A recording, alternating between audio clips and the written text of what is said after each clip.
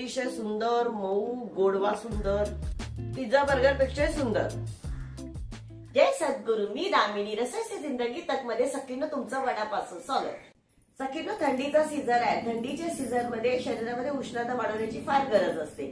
त्याच्यासाठी खास करून तीळ, शेंगदाणे आणि गुळ खाल्ले जातात आणि आपण वेगवेगळ्या प्रकारचे लाडूही बनवून खातो। तर त्याच्यामधलाच एक प्रकार म्हणजे आपण आज शेंगदाणे, तीळ आणि गुळ यांची पोळी करणार आहोत। पण तुम्हाला सांगू का, थंडीमध्ये कसं आपल्या हाडांची ना तेलाची गरज असते हाडांमध्ये, आणि ते मिळण्यासाठी ह्या गोष्टी खास खाल्ल्या जातात। आणि सर्वप्रथम म्हणजे सगळ्यात महत्वाचं म्हणजे आपल्या शरीराची त्वचा कोरडी होते, आणि ती कोरडी झालेली त्वचा भरून काढण्यासाठी खास तेलाच्या वस्तू खाल्ल्या जातात, आणि ते म्हणजे शेंगदाणे, गुळ आणि हे मस्त पौष्टिक आणि छान असा आपण आहार बनवणार आहोत। तर चला सखींनो, आपण साहित्य बघूया।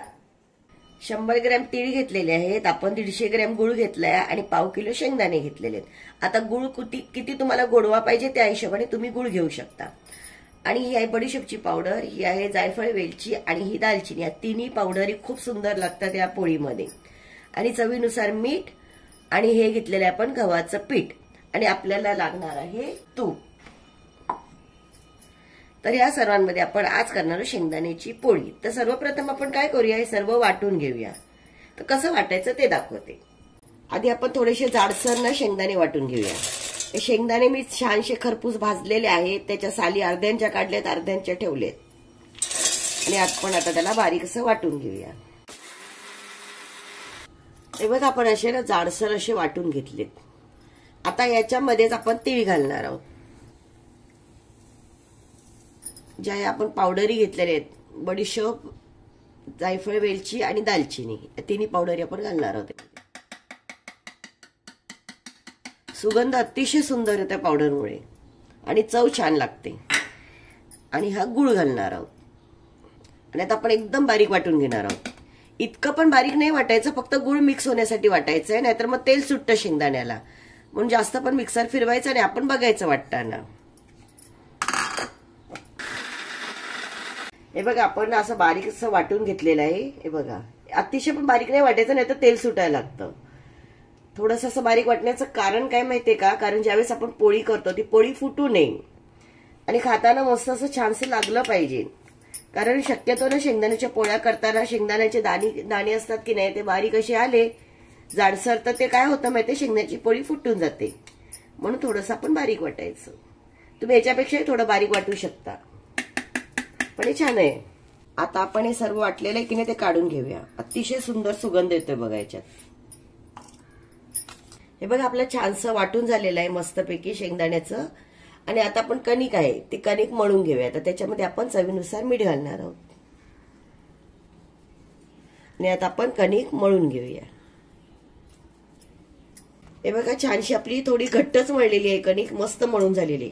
आता आपण त्याच्यात ना थोडंसं तूप घालूया। तूप घालण्याचं कारण काय माहितीये, वरती असा कडकपणा येत नाही पिठाला, आणि एक सुगंध छान येतो, पीठ एकदम छान मऊसूत असं होतं। आणि याला आपण 10 मिनिटं रेस्ट करायला ठेवूया। तर पोळी करताना कशी करायची सांगते तुम्हाला। आता हे गव्हाचं पीठ आहे, याचा हुंडा घ्यायचा, जसं आपण पुरणाची पोळी करतो ना तसंच करायची। पण पुरणाच्या पोळीमध्ये कसं आपण जास्त भरतो पुरण, ह्याच्यामध्ये थोडं कमी भरायचं, आणि मस्तपैकी असं करायचं। अतिशय सुंदर या पोळ्या होतात। हे बघा, आपण सारण भरलंय, आणि थोडंसं ना याच्यावरती पीठ टाकायचं, का त्याला चिकटपणा असतो ना खूप। आणि असा हुंडा बंद करून घ्यायचा, थोडीशी पिठी टाकायची आपली गव्हाची, कणिक टाकून घ्यायची, आणि छानशे लाटून घ्यायचं।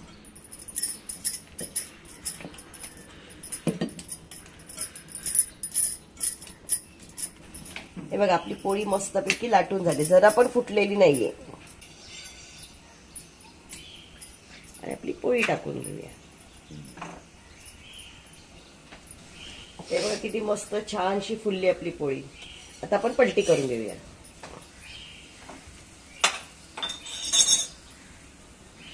आणि थोडंसं तूप घालूया, या पोळीला तूप छान लागतं। मस्त आपली गरमागरम पोळी तयार होते। बघा, किती सुंदर सुगंध सुटलाय आणि छान पोळी झाली।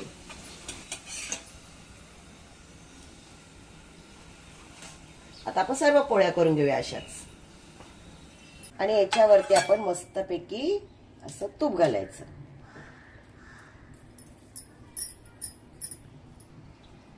आणि खाऊन घ्यायची.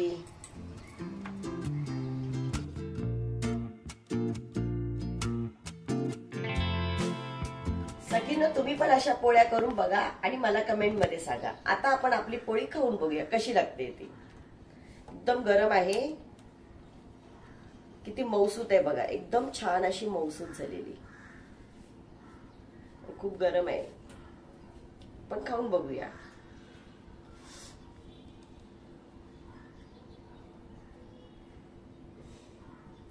अतिशय सुंदर, मऊ, गोडवा सुंदर. तुम्हाला जास्त गोड हवे असेल तर तुम्ही जास्तही घालू शकता, पण अतिशय सुंदर लागतो. पिझ्झा बर्गर पेक्षाही सुंदर. तुम्ही असे करून बघा आणि मला कमेंट मध्ये सांगा. माझ्या चॅनलला लाईक शेअर सबस्क्राईब करा. थँक्यू.